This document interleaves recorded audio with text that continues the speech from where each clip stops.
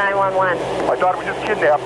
Top of the hill was a great ford. A man and a woman in the car. For nearly 18 years, a young girl was held in a suburban backyard, forced into motherhood by her captor, while authorities repeatedly missed the chance to find her.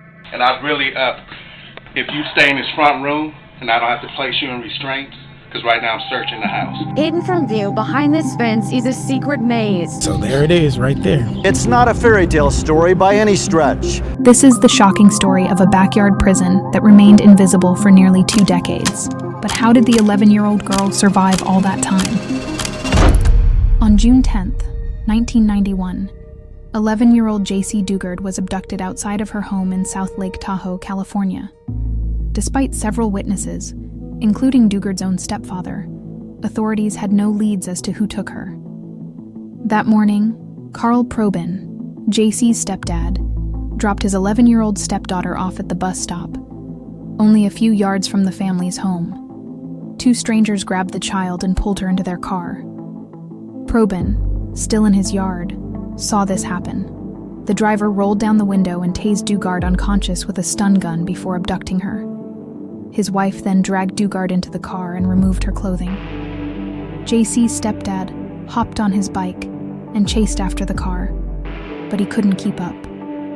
They were gone. Unfortunately, initial searches led nowhere, and even dogs, aircraft, nor the FBI could track Jaycee Dugard down. One of the largest searches for an abducted child in California history. There were posters, ribbons, and candlelight vigils, but the trail was cold. It was exactly 1 year ago today that Jaycee's father, Carl, was working here in the garage when he saw the suspect vehicle make a U-turn in front of his house, so he decided to walk outside and check it out. He saw the car go up to the top of the hill where his daughter was, cut right in front of her, and then the door opened. And that's the last time anybody saw Jaycee Lee Dugard. The search effort and the publicity have been enormous, but the days have turned to weeks and to months, and now a year. While authorities' efforts to locate her proved unsuccessful, Jaycee Dugard was forced into a new life 170 miles away in Antioch, California, confined to the backyard of husband and wife kidnappers Philip and Nancy Garrido, where she was kept in a network of dilapidated tents and soundproofed sheds. Philip handcuffed her and warned that trained Doberman pinschers outside the shed would attack her if she tried to escape. I depended on him for bathroom, food, company. You had no water, toothbrush? No. Toilet? No. No what toilet. What was the toilet? Toilet was a bucket.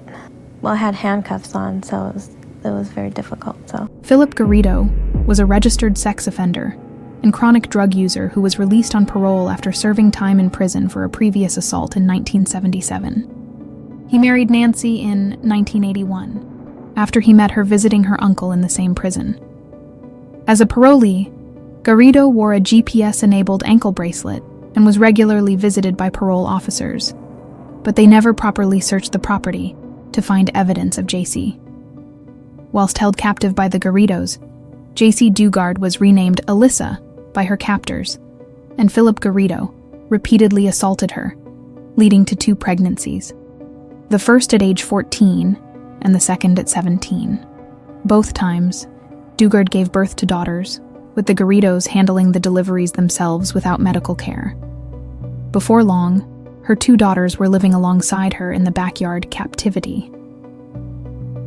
Philip Garrido explained that the demon angels let him take her, and that she would help him with his sexual problems because society had ignored him. Garrido would occasionally go on days-long methamphetamine binges, he called runs, during which he would force Jaycee to keep him company by performing sexual favors and engaging in various other activities with him. Well, they were very long. Usually started out with, he would dress me up for hours because he was taking methamphetamines and speed. He called it speed. He would get focused on one thing for long periods of time. And then it usually went to him with his little books of cutouts that he would cut out for hours and paste on little girls from magazines and porno magazines. I mean, it didn't make sense to me at all, but That's what I was here for. Yeah, that's why he got me. And if you do it, you would keep other little girls safe? Because Yeah, it would he was protect... always, protect other people, so he didn't have to go out and do this to anybody else. Did you believe that you were protecting other little girls? I think I did. I think on some level I did, yeah. Jaycee took care of her daughters using information learned from television and homeschooled them inside the backyard tent complex. Garrido informed Dugard that to pacify his wife, Dugard and her daughters were to address Nancy as their mother, and that she was to teach her daughters that Dugard was their older sister. Jaycee was held captive for 18 years. But as time passed, she worked for the Garrido's printing business, would frequently talk to neighbors and customers, but she never revealed her real identity. Throughout the years, parole officers had paid dozens of visits to the home to check on Philip Garrido, as he had previously been released on parole after serving 11 years of a 50-year sentence for sexual abuse and drug offenses. This parole visit is one of the missed opportunities to rescue Jaycee. We've been sleeping in there. Okay, why is this door locked? Because this is a shower thing. we have that. Okay, can you move that out and open the door? She's convalescing. And so we use this bathroom and... All right.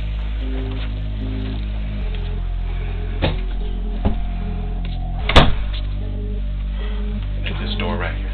That's where we sleep. You want to turn the light on? Sure.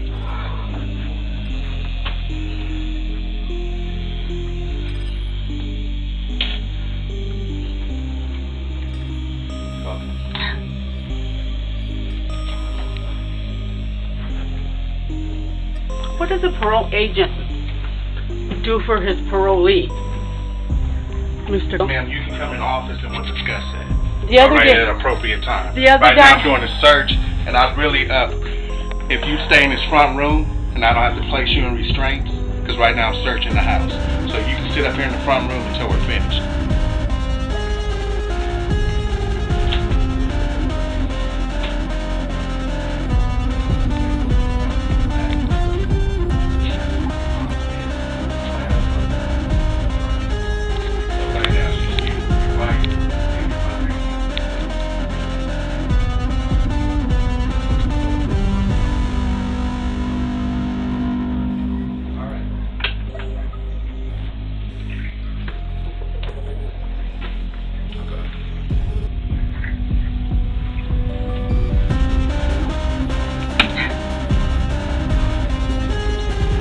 believe it either. I know it. You're on parole. You got any further questions coming to the office? We will. I'll be in there between 8 and 5. All right, both of you guys are in. Are you sure you're going to let me in this time? Last time you refused for me to be a witness in there.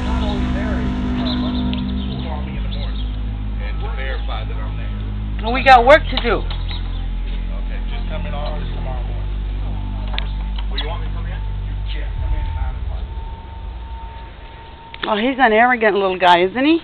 Jaycee was eventually saved in 2009 after a suspicious visit by Garrido to the University of California, where he was seeking permission to hold an event where he would recite a 4-page essay explaining how he and others could curb their controlling impulses.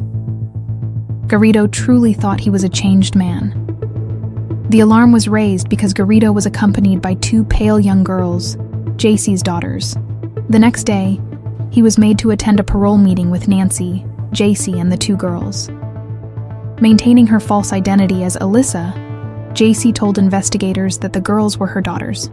Although she indicated that she was aware that Garrido was a convicted sex offender, she stated that he was a changed man, a great person, and was good with her kids. She subsequently stated that she was a battered wife from Minnesota, in hiding from her abusive husband. The parole officer eventually called the Concord police, and when they arrived, Garrido admitted the true identity of Jaycee and what he had done.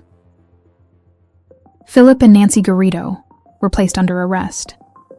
Jaycee retained custody of her children and reunited with her mother on August 27, 2009, 18 years after her abduction. Philip Garrido denied he had ever harmed Jaycee Dugard's 2 daughters, and said their births changed his life. It's a disgusting thing that took place with me at the beginning, but I turned my life completely around.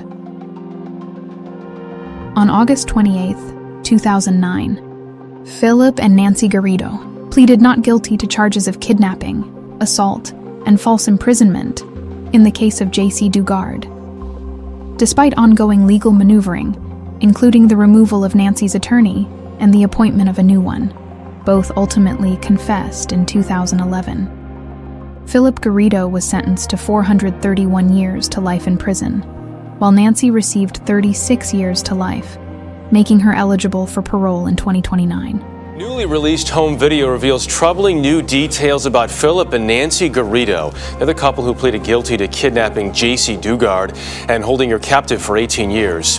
This is a secret home video the Garridos shot between 1988 and 1993. It's been partially blurred by prosecutors, but you can see kids in the background, each of them a potential victim, and you can hear the Garridos plotting. There's 2 girls going to come out of that sliding door. On what side of me? On your left. On my left right now, looking at me? Yeah. You got me real good? Yes. I can see you really good. This small frozen frame of grainy video has just been released by the district attorney in El Dorado, California. It's the image of a young girl sitting in a vehicle nearly 20 years ago. Want me to see it? Show you? The recording was made by Nancy Garrido, who's currently serving time along with her husband Philip Garrido for kidnapping Jaycee Dugard in 1991 and keeping her captive until authorities finally discovered her in their backyard compound and arrested the couple. That was in 2009. That's why you're going to gym. That's why you're going to the gym, right? Authorities say the recording is just one of many that Nancy Garrido made of young girls to serve the sexual perversions of her husband. She was asked about the recordings during this jailhouse interview. So you were supposed to sit down next to them, play nice, sound interested, and somehow coax them into moving around and so they could be videotaped. I mean, are we talking less than 20? More than 20? Somewhere between 10 and 20? Maybe. Maybe somewhere in that? Maybe. The district attorney also released a report highlighting numerous failures in the criminal justice system, failures that allowed Philip Garrido to kidnap Dugard, rape her, father 2 children with her, and hold her captive all those years. Despite growing up in captivity surrounded by abuse and neglect, Jaycee Dugard has managed to turn her life around and move on from her imprisonment. I don't feel like I have this rage inside of me that's building. Why not? How can you not? 'Cause I refuse to let him have that. He can't have me. You mean if you felt rage, it would mean he had won? I think I have enough hate in my heart for the both of us. I hate that he took her life away. And that makes me sad. I'm sorry, baby. I hate that he stole her from me. He ripped out a piece of my heart. In 2011, she published her first memoir, A Stolen Life, and founded the JAYC Foundation, an organization that provides support to families recovering from abductions and similar traumatic events.